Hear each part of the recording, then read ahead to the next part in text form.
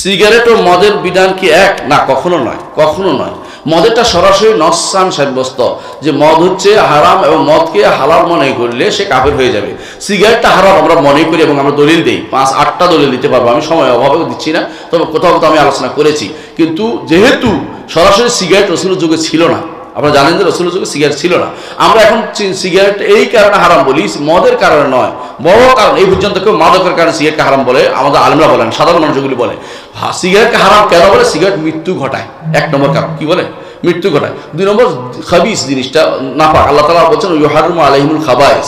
3 নম্বর হচ্ছে যেটা ইসরাফ, আল্লাহ বলছে ইন্নাল মুবাদ্দিরিনা কানু ইখওয়ানাশ শায়াতিন, অতিরিক্ত খরচ। 5 নম্বর হচ্ছে রাসূলুল্লাহ সাল্লাল্লাহু আলাইহি ওয়াসাল্লাম বলেছেন যে বনি আদমকে কষ্ট দেয় ফেরেশতারা, বনি আদম যাতে কষ্ট হয় ফেরেশতারা তাতে কষ্ট পায়, এই জন্য সিগারেটের গন্ধ দুর্গন্ধ এতে মানুষ কষ্ট পায়, সিগারেট আরেকজন ক্ষতিগ্রস্ত হয়, এটা আরেকটা কারণে হারাম। এই সমস্ত কারণে হারাম, কিন্তু সরাসরি সিগারেটের কথা কোরআন ও হাদিসে আসে নাই। কিন্তু হ্যাঁ, সিগারেট হচ্ছে বিভিন্ন কারণে হারাম, আর মদ হচ্ছে কি জন্য? মাদকতার কারণে হারাম। দুইটার মধ্যে পার্থক্য রয়েছে।